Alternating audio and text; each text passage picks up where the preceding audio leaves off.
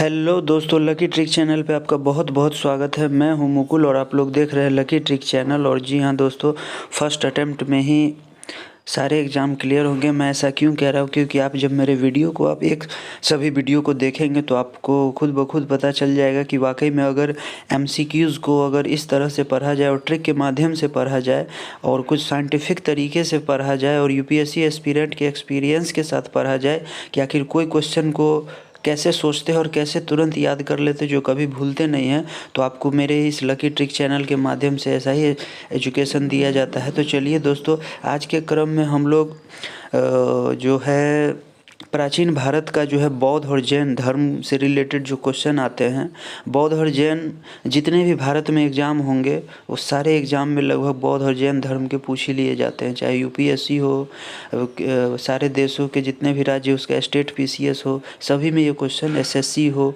जितने भी नीचे के एग्ज़ाम है सभी में ये बौद्ध और जैन धर्म तो फेवरेट टॉपिक है, तो पूछे ही जाते हैं। तो आज हम लोग बौद्ध और जैन धर्म को एमसीक्यूज़ को पढ़ेंगे।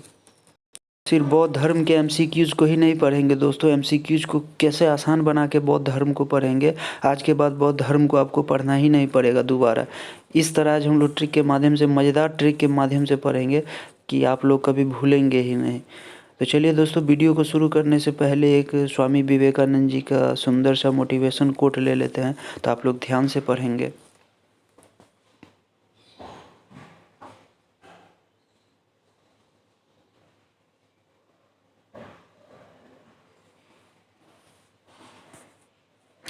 तो उम्मीद करता हूँ दोस्तों ये आपको काफ़ी अच्छा कोटेशन लगा होगा। और जब आप मेरे वीडियो को यूट्यूब पे सर्च करेंगे तो कुछ इसी तरह का प्राचीन भारत जो है वो आएगा। और प्राचीन भारत के अंतर्गत जो बौद्ध और जैन धर्म का जो आज हम लोग पढ़ेंगे एमसीक्यू, उसका पार्ट 1 है दोस्तों। इसमें टोटल 129 क्वेश्चन है, तो हम लोग इसमें 2 पार्ट में इसको करेंगे। तो चलिए दोस्तों, वीडियो को बिना देरी किए हुए शुरू करते हैं। और एक्सप्लेनेशन जो हो रहा है दोस्तों, ये मैं ही हूँ मुकुल कुमार, जो आप पिक्चर में देख रहे हैं। तो चलिए दोस्तों, वीडियो को शुरू करते हैं और देखते हैं कि आखिर क्या पहला क्वेश्चन क्या है। तो चलिए वीडियो को शुरू करते हैं। जैन परंपरा के अनुसार जैन धर्म में कुल कितने तीर्थकर हुए थे? तो जैन धर्म में 24 तीर्थकर हुए थे। और 24वें तीर्थकर यानी लास्ट तीर्थकर कौन थे? तो वे थे दोस्तों हमारे सबके प्रेरणा स्रोत कौन? महावीर स्वामी। महावीर स्वामी जो थे वो 24वें तीर्थकर थे। त्रिपिटक दोस्तों, त्रिपिटक पूछा जा रहा है किस धर्म से संबंधित है? तो त्रिपिटक जो है वो बौद्ध धर्म से संबंधित है। बुद्ध ने निम्नलिखित में से किस स्थान पर महापरिनिर्वाण मीन्स होता है दोस्तों मृत्यु कहाँ पे प्राप्त किया था? तो मृत्यु दोस्तों इनका हुआ था कुशीनारा यानी कुशीनगर में। चौथा नंबर क्वेश्चन देखते हैं।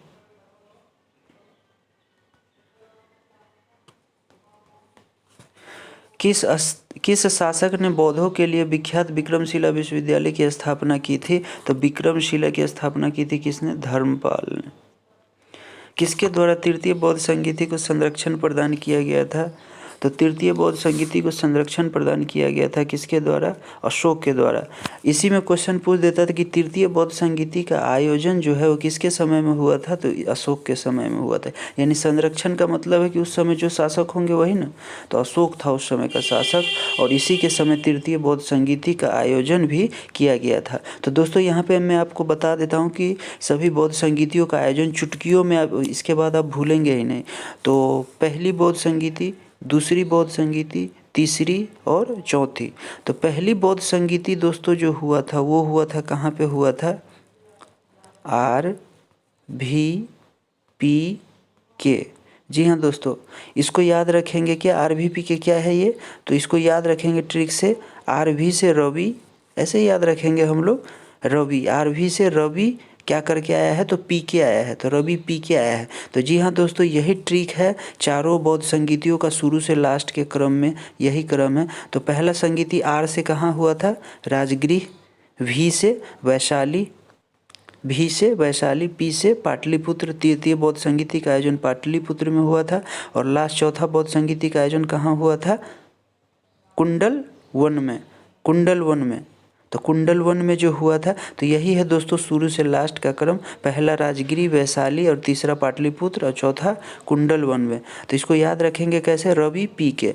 अब देखते हैं कि दोस्तों इसको जो राजगिरी, वैशाली, ये सब चारों संगीति जो हुआ था, इसके समय कौन कौन से शासक थे।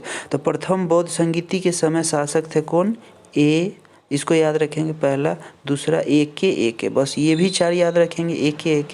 तो ए के हमेशा याद रखें। देखिए ए और फिर के, फिर ए, फिर ए के ऐसे आपको याद भी रहेगा। तो पहला बौद्ध संगीति का जो आयोजन किया था, यानी इसके समय में कौन से शासक थे, तो ए से क्या होगा, अजातशत्रु, के से कालाशोक और ए से अशोक, जो कि यहाँ पे मैंने दोस्तों इस क्वेश्चन में बताया तृतीय, यानी तृतीय बौद्ध संगीति के समय में कौन थे, अशोक। और ये लास्ट में दोस्तों कनिष्क है, यानी चौथा बौद्ध संगीति कनिष्क के टाइम में हुआ था। तो कहाँ कहाँ हुआ था, तो रवि पी के, ये याद रखेंगे, रवि पी के। और किसके शासनकाल में हुआ था, तो ए के ये याद रखेंगे।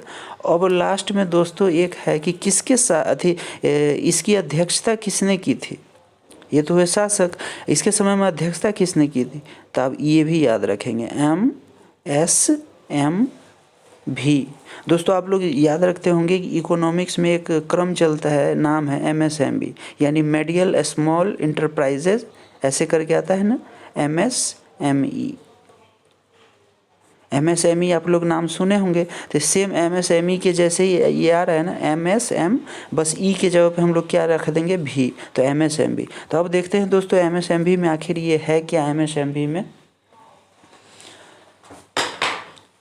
तो MSME में दोस्तों M जो है, ये पहला जो M है, ये M इनको क्या कहते हैं, ये किसकी अध्यक्षता में हुआ था, तो महाकश्यप, M से महाकश्यप। और S से क्या होगा, शबाकमी, S से क्या होगा, शबाकमी। और फिर M से क्या होगा, मोगलीपुत्र तिष्य, और लास्ट में भी से वसुमित्र, यानी ये इन सभी की अध्यक्षता में हुआ था। तो दोस्तों क्या याद रखना है, कहाँ कहाँ हुआ था, तो रवि पी के, और किसके मतलब शासन के समय में हुआ था, तो ए के, यानी अजातशत्रु,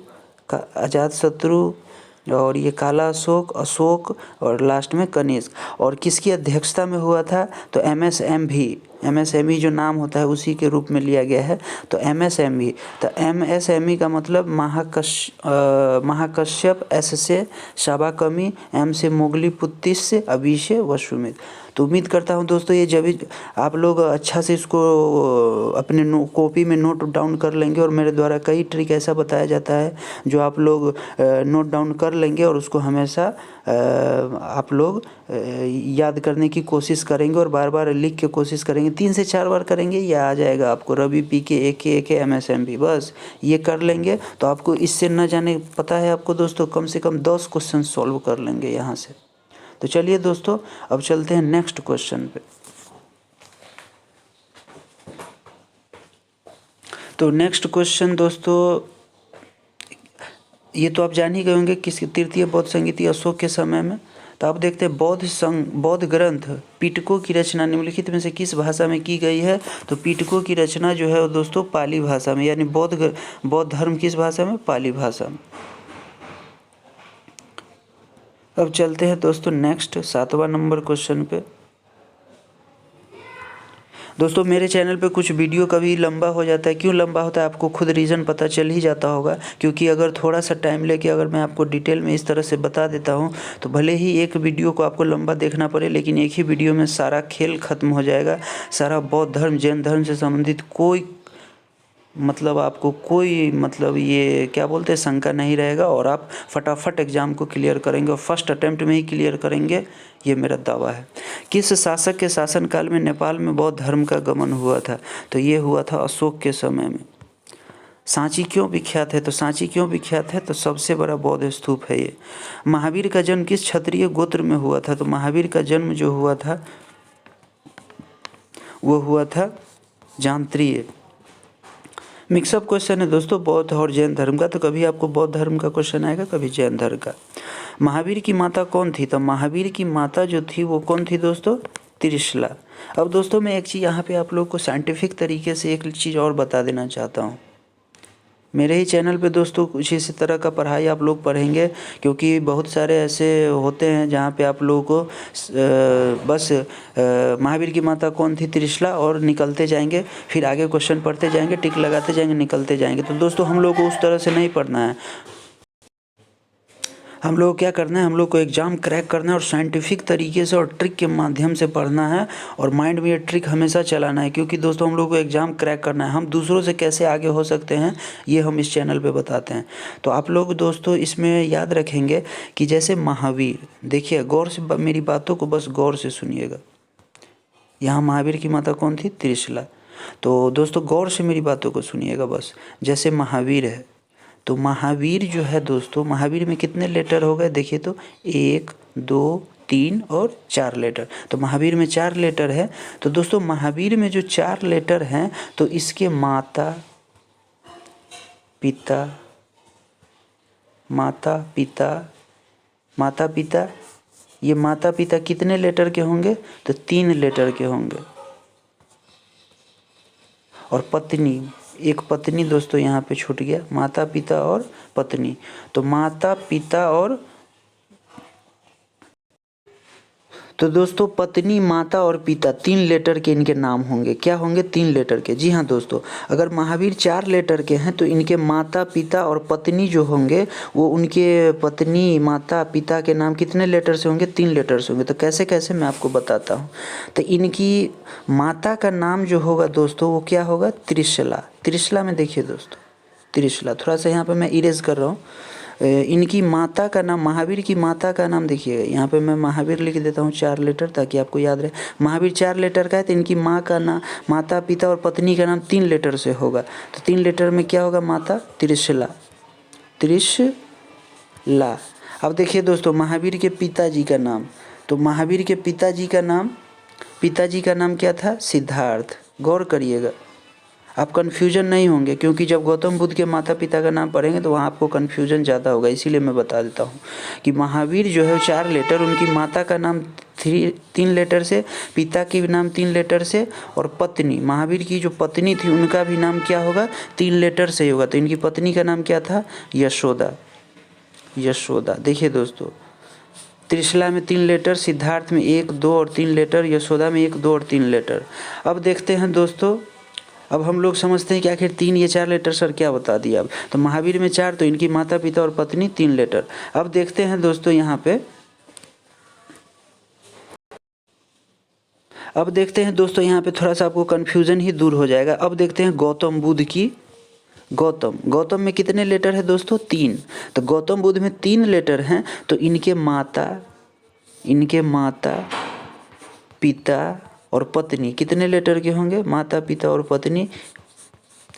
गौतम अगर 3 लेटर के, तो इनके माता पिता और पत्नी 4 लेटर के होंगे, यानी 4 लेटर के होंगे, 4 लेटर के होंगे। तो देख लेते हैं आखिर माता का नाम क्या है। तो माता का नाम गौतम बुद्ध के महामाया, देखिए 4 लेटर है ना। पिता का नाम भी 4 ही लेटर का होगा, माता पिता और पत्नी चारों का नाम क्या होगा, 3 ही लेटर का, 4 लेटर का होगा। और पिता का नाम क्या होगा दोस्तों, शुद्धोधन, शुद्धोधन। और पत्नी का नाम क्या होगा दोस्तों, यशोधरा, यशोधरा, पत्नी का नाम यशोधरा। यानी जिनके नाम का 3 लेटर है गौतम बुद्ध के नाम का, तो इनके माता पिता और पत्नी का नाम 4 लेटर से होगा। तो ये आपको कन्फ्यूजन नहीं होगा। अगर गौतम बुद्ध में त्रिशला दे दी तो त्रिशला आप लोग समझ जाएंगे कि सर ने बताया था कि महावीर के नाम में तो 4 लेटर है, तो 3 लेटर इनकी माता पिता में आएगा, तो चौथा तो होगा नहीं। तो आप ऐसे भी एलिमिनेट कर सकते। क्वेश्चन आगे आएगा तो हम बताएंगे आपको, काफ़ी मज़ा भी आने वाला है। तो इस तरह से आप लोग याद रखेंगे। 3 लेटर है तो इनके माता पिता पत्नी का 4 लेटर से, और महावीर में 4 लेटर है तो इनके माता पिता पत्नी 3 लेटर से। बस ये याद रखेंगे आप लोग। अब देखते हैं दोस्तों महावीर की माता का नाम कौन सा था। तो महावीर की माता का नाम दोस्तों था, महावीर की माता का जो नाम है दोस्तों वो कौन सा है, आप लोगों को अभी मैंने बताया था। ट्रिक आप लोग ज़रा सोचे क्या होगा। तो अभी बताया था मैं, त्रिशला। महावीर अगर 4 लेटर के हैं तो इनकी माता और पत्नी और पिताजी का नाम क्या होगा, 3 लेटर से होगा, तो त्रिशला। गौतम बुद्ध द्वारा अपने धर्म में दीक्षित किया जाने वाला अंतिम व्यक्ति कौन था। तो अंतिम व्यक्ति था दोस्तों शुभद्र। शुभद्र जो था वो अंतिम व्यक्ति था। प्राचीनतम विश्वविद्यालय कौन सा है? तो नो डाउट दोस्तों नालंदा विश्वविद्यालय। किस भाषा का ज़्यादा प्रयोग बौद्धवाद के प्रचार के लिए किया गया है? तो ये है दोस्तों पाली। बौद्ध धर्म जहाँ भी आ जाए उसका पाली से ज़्यादा संबंध है। महावीर की मृत्यु कहाँ हुई थी? तो महावीर की मृत्यु दोस्तों हुई थी वो पावापुरी में हुई थी, और गौतम बुद्ध की मृत्यु कुशीनगर में। ये भी आप लोग याद रखेंगे। बोधिसत्व पद्मा पानी का चित्र सर्वाधिक प्रसिद्ध और प्राय चित्रकारी है। तो कौन से चित्रकारी है दोस्तों वो? तो वो है दोस्तों अजंता में। मठ, मंदिर और स्तूप किस धर्म से संबंधित हैं? स्तूप, अगर दोस्तों मठ नहीं याद है, मंदिर नहीं याद रहे, तो स्तूप तो पता है कि बौद्ध धर्म से संबंधित है। तो इसका राइट आंसर क्या होगा? ये बौद्ध धर्म। बौद्ध धर्म एवं जैन धर्म दोनों के उपदेश किसके शासनकाल में दिए गए थे? तो ये उपदेश दिए गए थे बिंबिसार के शासनकाल में। बिंबिसार। अब देखिए दोस्तों, बौद्ध धर्म एवं जैन धर्म कह रहा है दोनों, तो दोनों मतलब दो। तो बौद्ध धर्म एवं जैन धर्म दोनों के उपदेश किसके शासनकाल में दिए गए? दोस्तों साइंटिफिक तरीके से कहने का मतलब है कि क्वेश्चन में ही उसका आंसर छुपा हुआ रहता है मेरे द्वारा पढ़ाए गए में। तो क्वेश्चन में ही आंसर कैसे छुपा हुआ है? तो बौद्ध धर्म और जैन धर्म कह रहे हैं, तो दोनों के उपदेश किसके शासनकाल में दिए गए थे? तो बौद्ध और जैन धर्म दोनों मतलब दो। और दो देखिए तो दो गो बौ है ना इसमें, तो दो बार बौ आ रहा है, तो दोनों दो बार बौ। तो ऐसे करके भी थोड़ा सा याद करने की कोशिश करेंगे तो हम दूसरों से आगे हो सकते हैं दोस्तों, और जल्दी से एग्ज़ाम को क्रैक कर लेंगे हम लोग। थोड़ी थोड़ी हरकत और थोड़ी थोड़ी मतलब बातों को ध्यान में रखेंगे तो हम लोग जल्दी से एग्ज़ाम क्लियर कर लेंगे। गौतम बुद्ध ने अपना प्रथम उपदेश कहाँ दिया था? तो गौतम बुद्ध ने अपना प्रथम उपदेश दिया था सारनाथ में। बौद्ध धर्म ग्रहण करने वाली पहली महिला कौन थी? तो पहली महिला कौन थी? प्रजापति गौतमी। ये प्रजापति गौतमी कौन थी दोस्तों? तो ये थी गौतम बुद्ध की सौतेली माँ। सौतेली माँ। बोध गया कहाँ स्थित है? तो बोध गया स्थित है कहाँ? बिहार में। आप लोग जानते हैं। जातक किसका ग्रंथ है? तो जातक दोस्तों है ये बौद्ध धर्म का है। सिद्धार्थ बुद्ध को ज्ञान प्राप्ति कहाँ हुआ था? तो सब जानते हैं गया में, बोधि वृक्ष के नीचे। सारनाथ में बुद्ध का प्रथम प्रवचन कहलाता है। तो बुद्ध का प्रथम प्रवचन क्या कहलाता है? धर्मचक्र परिवर्तन। देखिए दोस्तों, प्रथम प्रवचन, और प्रवचन कहाँ देते हैं? धर्म से रिलेटेड चीज़ में देते हैं प्रवचन। तो धर्म यहाँ पे नाम में ही है धर्म। तो चलिए दोस्तों देखते हैं 24 नंबर क्वेश्चन क्या है। बौद्ध धर्म ने समाज के निम्न वर्गों पर महत्वपूर्ण प्रभाव डाला। तो क्या डाला? महिला और शूद्र पर। बुद्ध के गृह त्याग की घटना का प्रतीक जो है वो क्या है दोस्तों? तो ये है क्या? घोड़ा। बुद्ध के गृह त्याग का प्रतीक।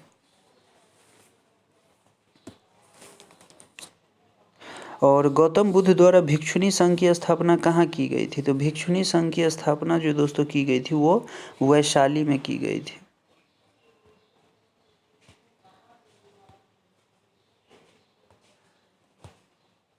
सर्वप्रथम शून्यवाद यानी शून्यता का सिद्धांत का प्रतिपादन करने वाले बौद्ध दार्शनिक का नाम क्या था? तो ये था दोस्तों नागार्जुन। महावीर का मूल नाम था दोस्तों, महावीर के मूल नाम क्या था? तो महावीर का मूल नाम जो था वो क्या था? वर्धमान। किसे एशिया की रोशनी कहा जाता है? लाइट ऑफ एशिया किसे कहा जाता है? तो ये गौतम बुद्ध को कहा जाता है, क्योंकि ये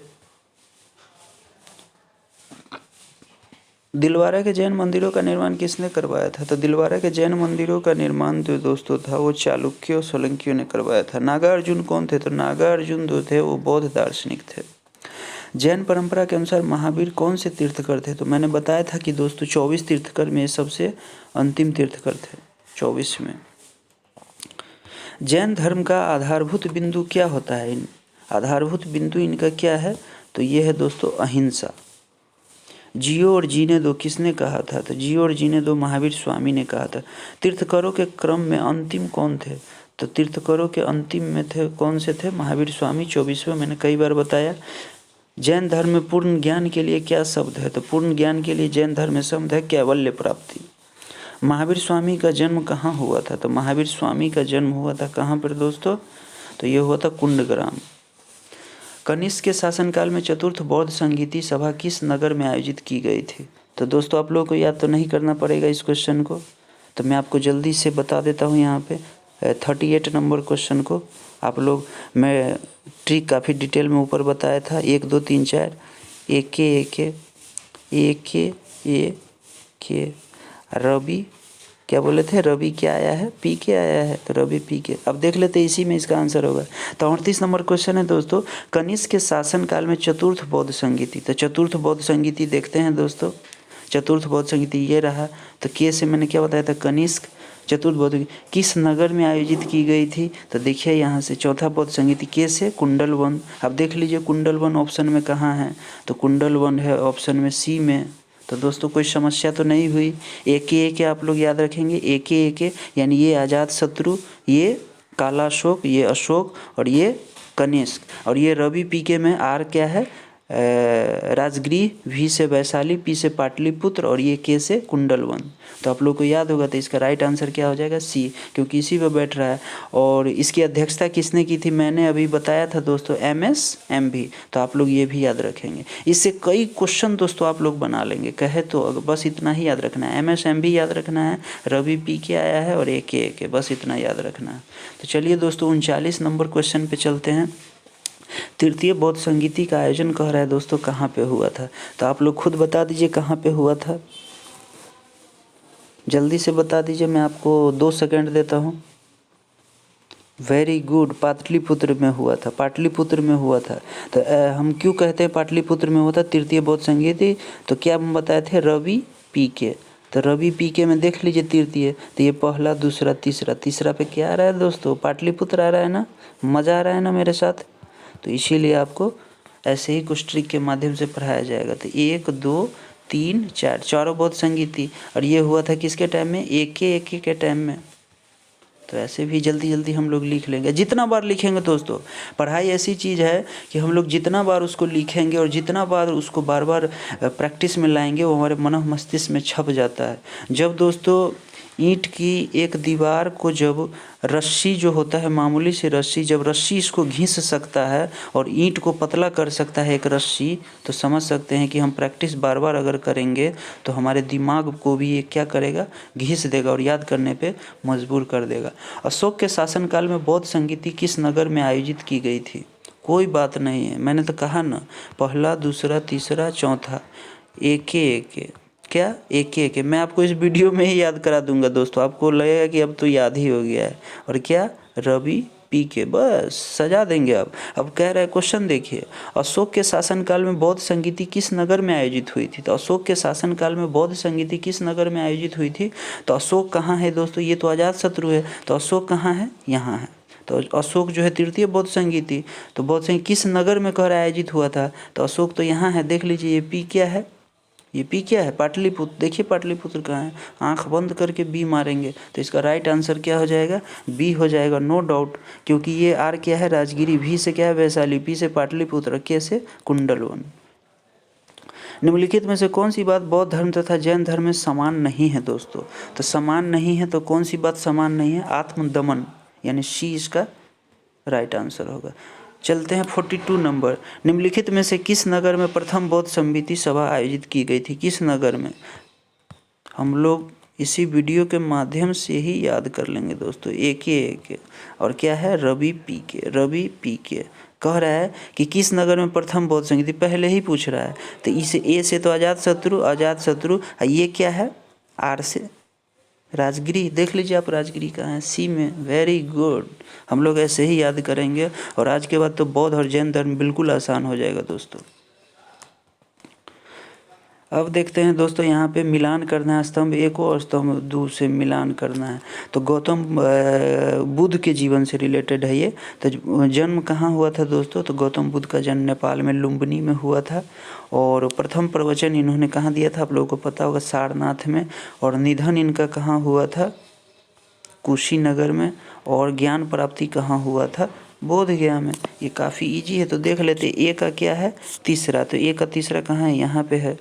बी का क्या है, दूसरा, तो बी का दूसरा यहाँ है। सी का पहला ये है, इसका मतलब इसका राइट आंसर सी हो जाएगा। 44 नंबर देखते हैं दोस्तों, निम्नलिखित में से कौन सबसे निम्नलिखित में से कौन सबसे पूर्वकालिक जैन ग्रंथ कहलाता है? पूर्वकालिक जैन ग्रंथ, तो पूर्वकालिक जैन ग्रंथ जो है वो कौन सा कहलाता है? 14 पूर्व कहलाता है। कौन सा? 14 पूर्व। आजीवक संप्रदाय के संस्थापक कौन थे? तो ये थे मक्खली गोसाल। भागवत संप्रदाय के विकास में किसका योगदान अत्यधिक है? तो ये है दोस्तों हिंद यूनानी। भगवान महावीर का प्रथम शिष्य कौन था? तो महावीर के प्रथम शिष्य थे जमाली। जमाली कौन थे? महावीर के दामाद थे दोस्तों, ये भी याद रखेंगे, दामाद। उनकी बेटी भी थी महावीर के बेटी। त्रिरत्न सिद्धांत, सम्यक धारणा, सम्यक चरित्र, सम्यक ज्ञान। त्रिरत्न किससे संबंधित है दोस्तों? तो ये जैन धर्म से संबंधित है। अगर आपने 66वीं का बीपीएससी प्री दिया होगा तो इस बार यही क्वेश्चन पूछा गया था, लेकिन सम्यक करके ऑप्शन नहीं था, आप ये भी ध्यान रखेंगे, ऑप्शन कुछ अलग दिया था। कुशीनगर मल्ल गणराज्य की राजधानी थी, तो सही है क्या? सही है। महात्मा बुद्ध का महापरिनिर्वाण कुशीनगर में हुआ था, ये भी सही है। दोनों सही है, लेकिन कारण इसका नहीं है, ये आर्य की व्याख्या नहीं करता है, इसीलिए बी इसका राइट आंसर हो जाएगा। निम्नांकित कथनों पर विचार करें एवं चैत्य एवं विहार में क्या अंतर है? चैत्य एवं विहार क्या है, तो ये बताना है दोस्तों हमको। तो चैत्य जो होता है वो पूजा स्थल होता है, विहार जो होता है वो निवास स्थान होता है।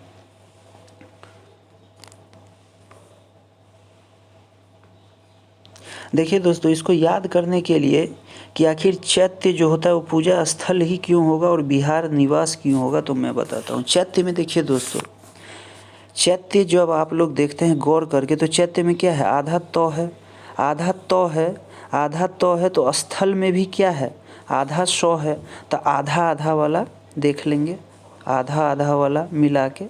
और विहार और निवास में क्या है? वी से विहार, वी में विहार है, अब विहार आ गया, निवास में घुसते ही क्या आ गया? विहार आ गया, अपने निवास में घुसते ही बाहर आ गया, बिहार आ गया, तो ऐसे याद रखेंगे। निम्नलिखित में से कौन सा स्थल पार्श्वनाथ से संबंध होने के कारण जैन सिद्ध क्षेत्र माना जाता है? तो ये है दोस्तों आपका कौन सा? सम्मेद शिखर। बुद्ध की मृत्यु के बाद प्रथम बौद्ध संगीति की अध्यक्षता किसने की थी? तो हम लोग बस दोस्तों फिर से उस ट्रिक के माध्यम से हम लोग जान जाएंगे। तो मैंने क्या बताया था? MSMV देख लीजिए अब। तो कह रहा है प्रथम बौद्ध संगीति, तो प्रथम बौद्ध संगीति के सामने कौन है? M। तो M से क्या बताया था मैंने? महाकश्यप। S से क्या बताया था? सबाकर्मी। और M से मोगलीपुत्र, 30 अभी से वसुमित्र। तो ऐसे करके मैंने बताया था, तो इसीलिए इसका राइट आंसर क्या हो जाएगा दोस्तों? ए। सभी का आंसर दोस्तों उसी ट्रिक के माध्यम से हो जाएगा और सारा बौद्ध धर्म ही खत्म हो जाएगा और जैन धर्म।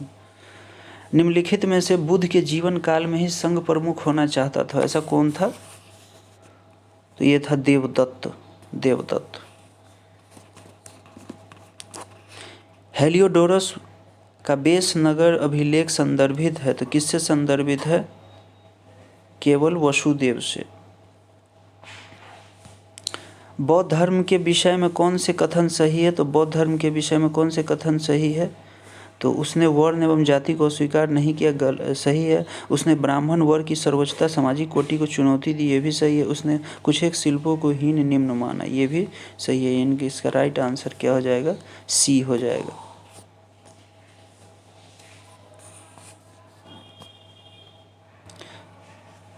वसुदेव कृष्ण की पूजा सर्वप्रथम किसने प्रदान की थी दोस्तों? किसने प्रारंभ की थी, सॉरी। और तो ये है सातवतों ने। और दोस्तों 4 स्थानों में हुई बौद्ध संगीतियों का सही कालक्रम जो है वो सजाना है। तो पहले कहाँ कहाँ हुआ था? तो आप लोगों का तो अब तो फेवरेट हो गया होगा, आप लोग मुस्कुरा रहे होंगे दोस्तों कि अब तो मैं बिल्कुल बता दूंगा। जी हाँ दोस्तों, कुछ इसी तरह से हम लोग को कॉन्फिडेंस आना चाहिए और ऑनेस्टी से पढ़ेंगे और फर्स्ट अटैम्प्ट में ही, जैसा कि मेरा हेडिंग है तो उसी हिसाब से। तो क्या हम बताए थे दोस्तों? रवि पी के आया है ना, रवि पी के। अब सजा देते हैं, तो देख लेते हैं राजगीर यानी पहला राजगीर, तो राजगिरी कहाँ है, तो ये दूसरा नंबर पे है, तो दू पहले होगा। और इसके बाद भी है, वैशाली है, देख लेते हैं वैशाली कहाँ है, तो वैशाली पहला नंबर पे है। और पी से पाटलिपुत्र कहाँ है, चौथा नंबर पे है। और लास्ट में के से कुंडलवन, कुंडलवन तीसरा नंबर पे। तो 2 1 4 3 इसका राइट आंसर हो जाएगा। कहाँ है 2 1 4 3, देख लेते हैं, तो लास्ट में है यहाँ पे डी ऑप्शन में, 2 1 4 3 इसका राइट आंसर हो जाएगा। काफ़ी इजी वे में हम लोग कर लिए। गौतम बुद्ध ने अपनी, दोस्तों अगर चैनल पसंद आए तो आप लोगों को मेरी मेहनत जब पसंद आ रही हो तो प्लीज़ आप चैनल को ज़्यादा से ज़्यादा सब्सक्राइब कीजिए और प्रत्येक वीडियो को मेरे लाइक कीजिएगा, ताकि मुझे मोटिवेशन मिले और मैं आप लोगों के लिए इसी तरह का मेहनत करता रहूं और फर्स्ट अटेम्प्ट में आप लोगों को अपने लक्ष्य तक पहुंचा दूं। यही मेरा लक्ष्य है दोस्तों। तो चलिए दोस्तों, अब 58 नंबर क्वेश्चन देखते हैं। गौतम बुद्ध ने अपनी मृत्यु के उपरांत बौद्ध संघ के नेतृत्व के लिए किससे नामित किया था, तो ये किया था दोस्तों किसी को नहीं। स्यादवाद सिद्धांत है, तो स्यादवाद सिद्धांत किसका है दोस्तों, तो ये जैन धर्म का है। गौतम बुद्ध का जन्म कब हुआ था दोस्तों, तो बुद्ध का जन्म हुआ था 563 ईसा पूर्व में। तो चलिए दोस्तों, हम लोग इसको इस चैप्टर में 129 क्वेश्चन है टोटल, तो हम लोग 60 तक रखते हैं, अगले में पूरा कर लेंगे अगले पार्ट में। तो ये पार्ट 1 था। तो उम्मीद करता हूँ दोस्तों ये वीडियो आप लोगों को काफ़ी पसंद आया होगा, और चैनल पसंद आया तो आप लोग चैनल को ज़रूर सब्सक्राइब करेंगे और लाइक करेंगे और कमेंट करके बताएंगे आपको वीडियो कैसा लगा, और कौन सा आपको टॉपिक याद नहीं होता है तो आप हमें बताएंगे, ताकि मैं आपके लिए वीडियो लाता रहूँगा। तो चलिए दोस्तों, मिलते हैं नेक्स्ट वीडियो में, तब तक के लिए जय हिंद जय भारत।